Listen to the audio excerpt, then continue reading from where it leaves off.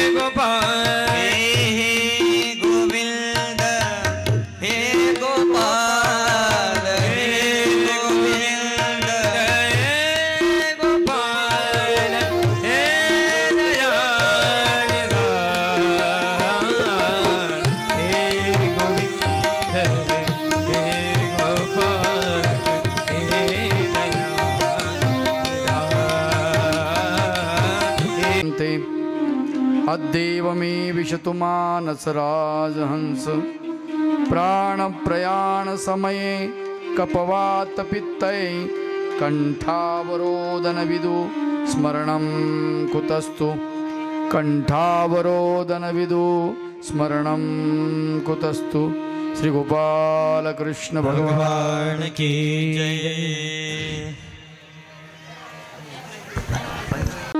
जयतु मंगल मंगल रूपा जयतु मंगल मंगल रूपा नटनागर श्री चक्रधरा नटनागर श्री चक्रधरा जयतु मंगल मंगल रूपा जयतु मंगल मंगल रूपा जयतु मंगल मंगल रूपा जयतु मंगल मंगल रूपा।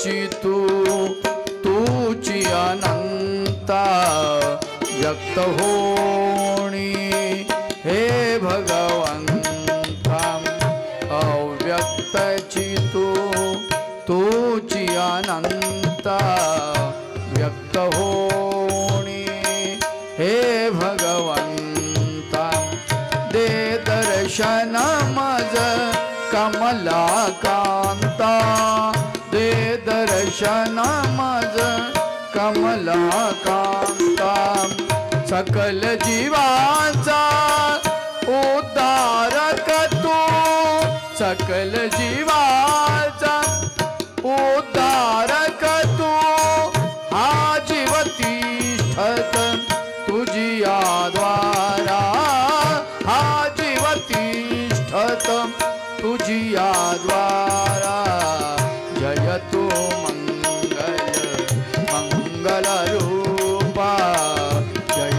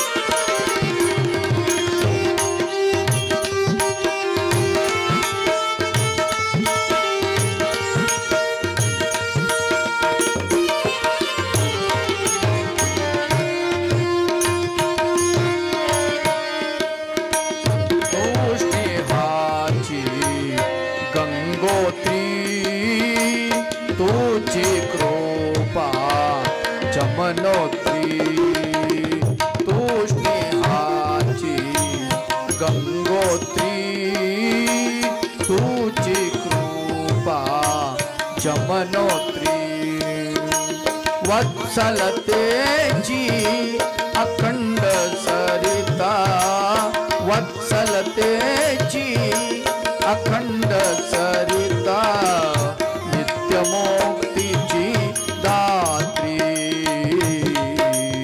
नित्यमुक्तीची दात्री या विश्वाचा तो निर्माता या विश्वाचा तो निर्माता पतितांचा आसरा पतिता आसरा आसरा जयतो मंगल मंगल रूपा जयतो मंगल मंगल रूपा जयतो मंगल मंगल रूपा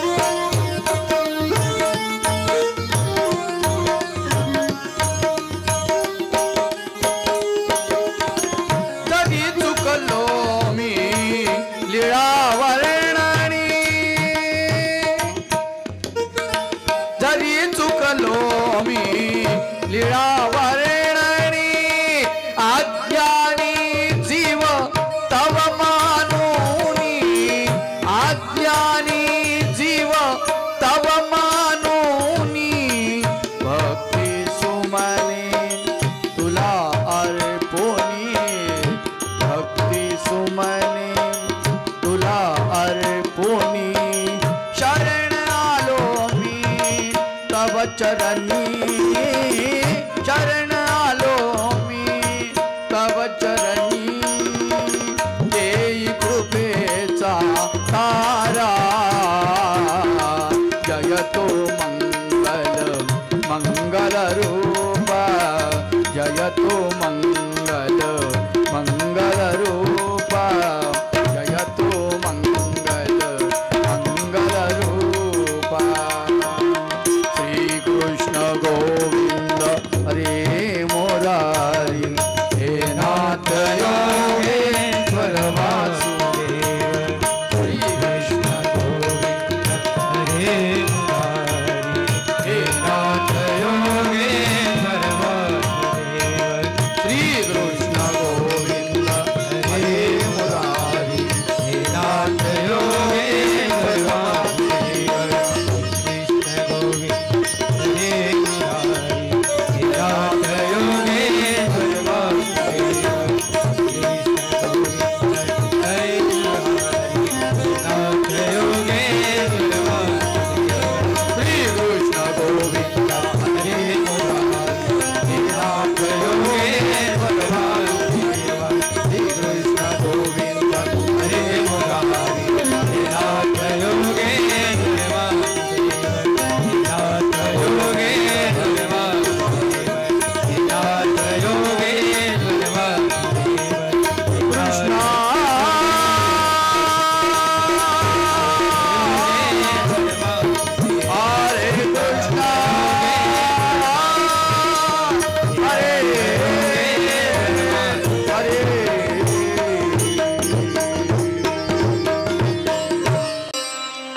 कृष्णाय वासुदेवाय हरये परमात्मने प्रणतक्लेशनाशाय गोविंदाय नमो नमः सच्चिदानन्दरूपाय विश्वोत्पत्त्यादिहेतवे तापत्रय विनाशाय श्रीकृष्णाय वयं नमः।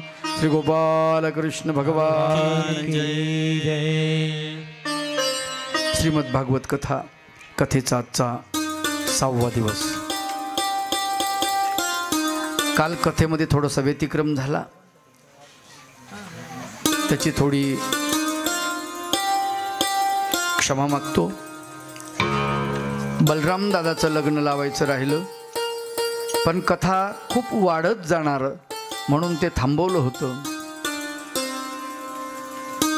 थोडक्यामध्ये त्यांचं लग्न आपण लावून घेऊ बलराम दादाचं, कारण दादा मोठे आहेत भगवंतापेक्षा. परब्रह्म परमेश्वर भगवान गोपाल कृष्ण द्वारकेमध्ये आहेत आणि बलराम दादा आसनावरती बसलेत, राजे झालेले आहेत.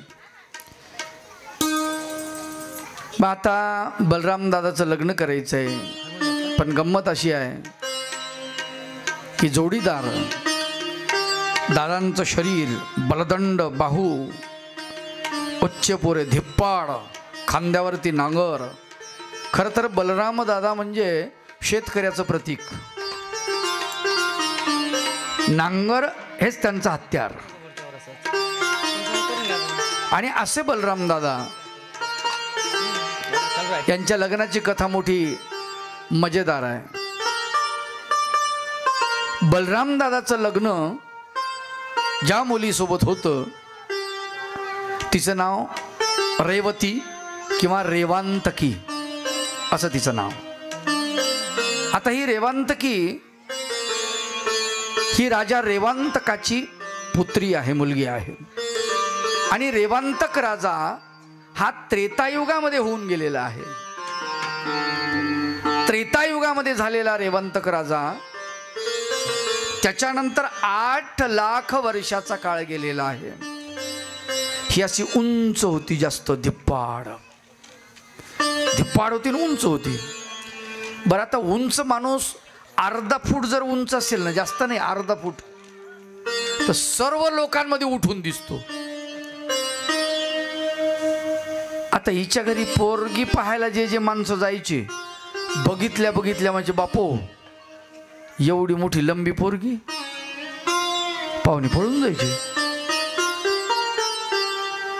बाप वैतागून गेला रेवांतक. मला ब्रह्मदेवानं असं कसं पीस निर्माण केलं, फॉल्टी पीस आहे म्हणे, हे सगळं बरोबर नाही म्हणे. आता काय करावं? मग तक्रार कोणाकडे करायला पाहिजे? बलराम दादाकडे, भगवंताकडे किंवा ब्रह्मदेवाकडे. म्हणले विचार करायला ब्रह्मदेवाकडे जायचं. आता ब्रह्मदेव कुठं असणार? म्हणले त्याच्या सत्यलोकी. पण स्वर्गाच्या पायथ्याला एक क्लब आहे. आजच्या भाषेमध्ये काय त्याला क्लब म्हणतात. अजून गावरान भाषेत सांगतो, कला केंद्र. हा, स्वर्गातलं कला केंद्र, स्वर्गाच्या पायथ्याला. तिथे रंभा, मेनका, उर्वशी यांचं नृत्य चालतं. अष्टवसू असतात, ते वादन वगैरे करतात आणि त्यांचं देवलोकांचं मनोरंजन तिथं चालतं. मग आता काही VIP पास घेणारे लोक आहेत. आजही VIP पासवाले भरपूर आहेत ना. तसे VIP पास घेऊन हा रेवंतक राजा त्या स्वर्गामध्ये गेला. कशासाठी? आपल्या पोरीचं गाराणं घेऊन. पोरीला घेऊन गेला. काही ब्रह्मदेवा पुढं उभी करू आणि त्याला सांगू, हिला जर वरच मिळणार नसेल तर निर्माण काय केलं भाऊ, त्याला उत्तर मागू, असं म्हणून तो गेला. आता तिथं नृत्य काम चाललेलं आहे. बरं, आता गंमत आहे, पृथ्वीवरचा काळ आणि तिथला काळ खूप फरक पडतो.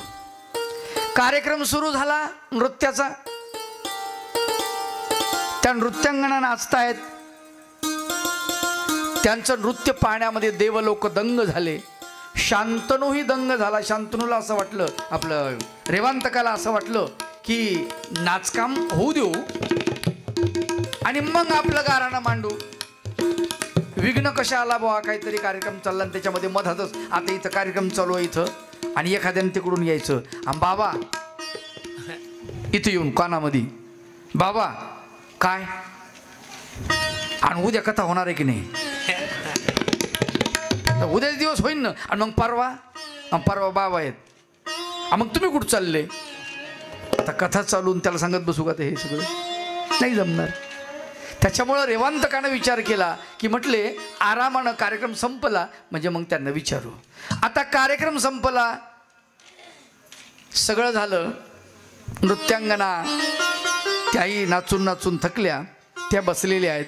कोणी जलपान करते, कोणी दुग्धपान करते, चाललेलं आहे सगळं त्यांचं. असं सगळं झाल्यानंतर मग हा उठला, सगळी सभा मोडली आणि ब्रह्मदेवाकडे गेला. ब्रह्मदेवाला हात जोडले आणि विचारलं, काहो म्हणले, हे माझ्या पोरीचं लग्न बनत नाही, काय करावं? आणि म्हणे, एवढी मोठी लंबी पोरगी तुम्ही माझ्या पोटी दिली, हिला पाहतात लोक ताडासारखी लंबी आहे म्हणतात, ताडाच्या झाडासारखी, निघून जातात, काय करावं? हिचा काय उपयोग आहे म्हणले. आता आजचा माणूस असताना आपल्यासारखा नाही का, आजच्या काळातला म्हणला असता, जिसकी बीबी लंबी उसका भी बडा नाम है की नाही? कोठे से लगाओ शिडी का क्या काम आहे. अवघड आहे. कोण काय करणं सांगता येत नाही, कोणाचं विडंबन कसं करतील सांगता येत नाही.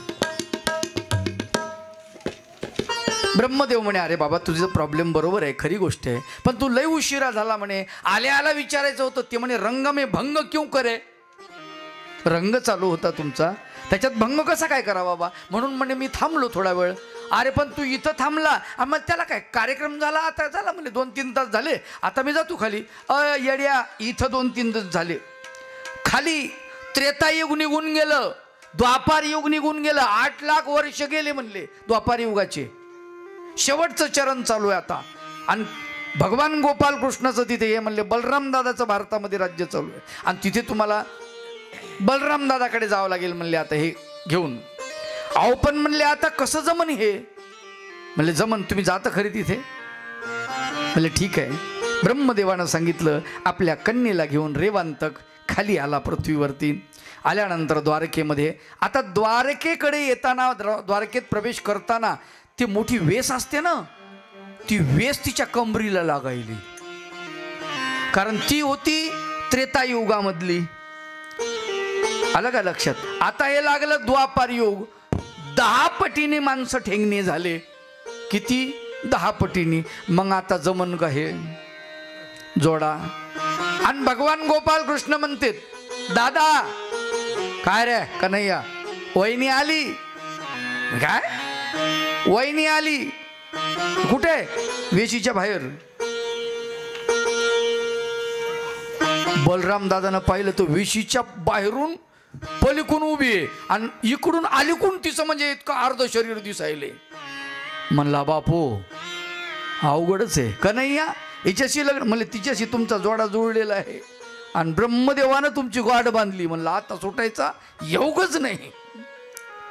कन्हैया कसं रे? म्हणले बघा बा, तुमचा प्रॉब्लेम तुम्ही मिटवा, आमच्याकडे गारण आणू नका, आम्ही आपले तांदूळ टाकायला मोकळे.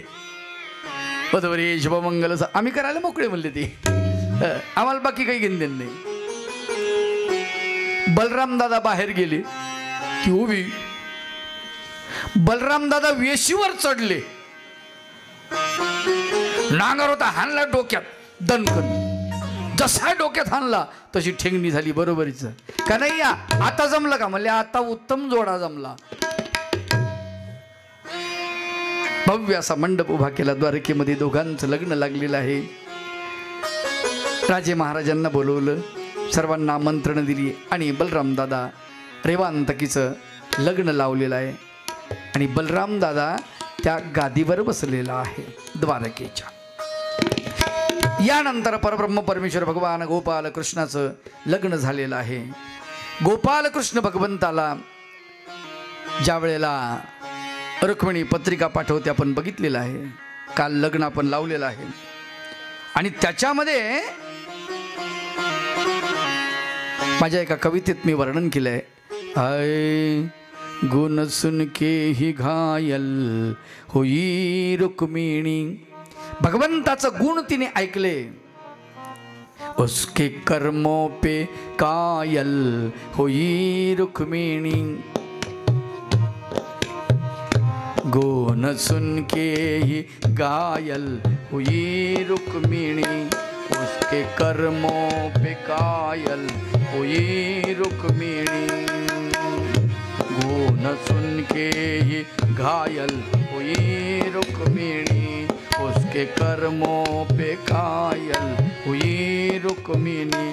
ध्यान उसका लगा कृष्ण की चरण में, ध्यान उसका लगा कृष्ण की चरण में।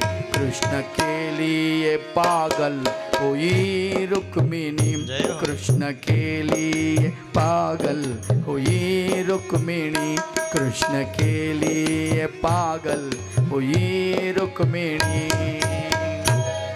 रुक्मिणीचं लग्न भगवंतासाठी ती पागल झालेली आहे, वेडी झालेली आहे। तुम्हाला सांगतो काही काही गाणे फार मस्त असतात हो। कधी कधी तुम्हाला सांगतो काही गाण्याचा अर्थ भजनापेक्षाही सुंदर असतो। भजन तरी तुम्हाला सांगतो ढिल्ल पडतं। जसं समजा आता काय भाव जर नसेल त्या भजनामध्ये तर त्या भजनालाही किंमत राहत नाही।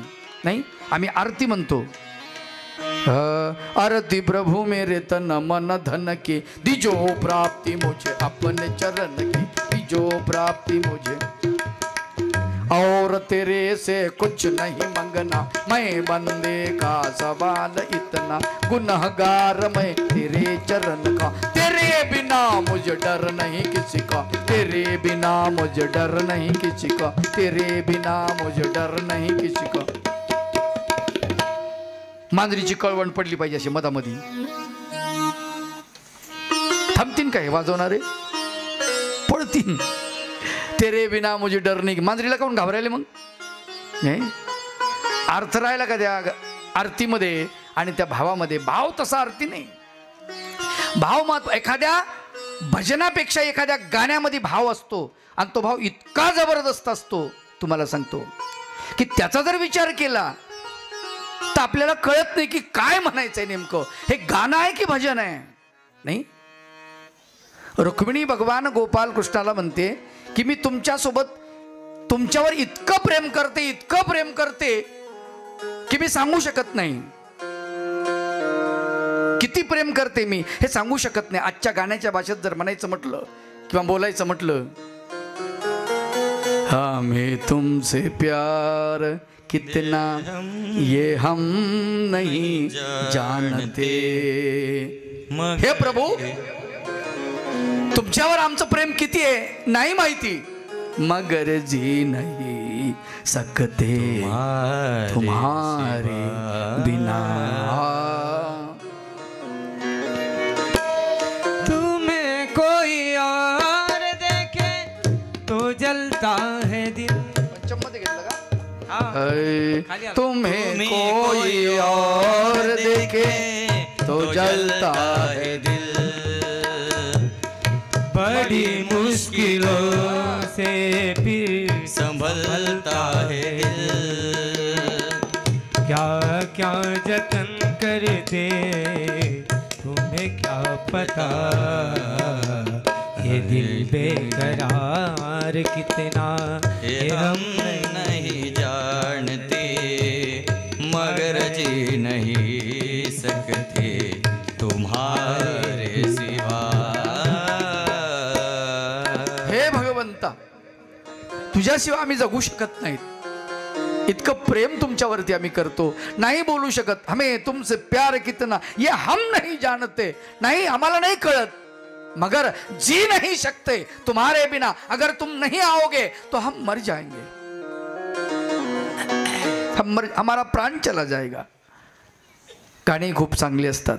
इकडे भगवंताचं लग्न झालं, भगवंत द्वारकेमध्ये आले आणि 16,108 स्त्रियांशी भगवंताचं लग्न झालेलं आहे। खरं तर 8 पट्टराण्या भगवंताच्या आहेत आणि त्याच्यानंतर 16,100 स्त्रिया आलेल्या आहेत त्या द्वारकेमध्ये।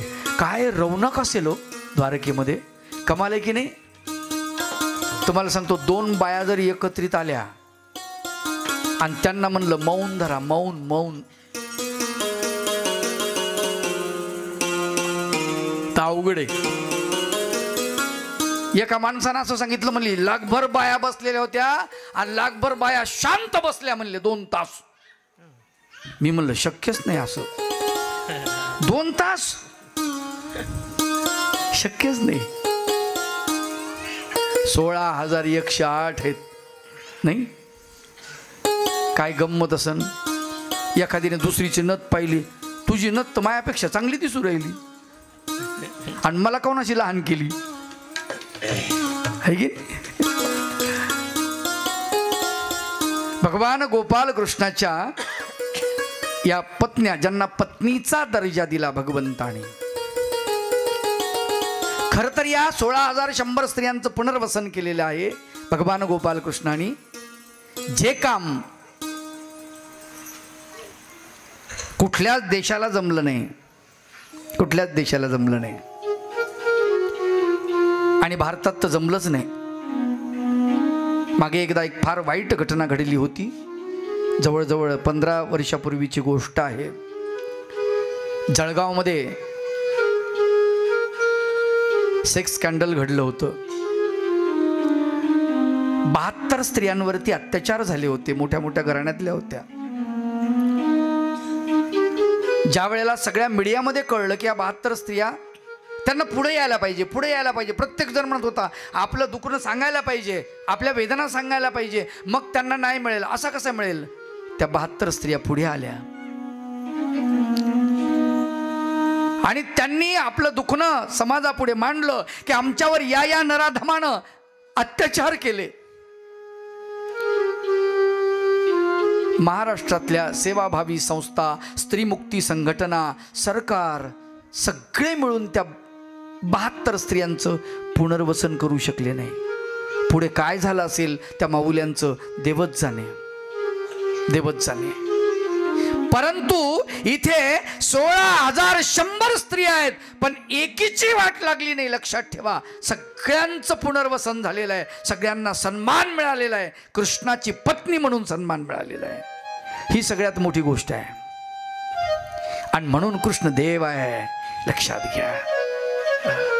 तुम्ही काही म्हणावं त्याला.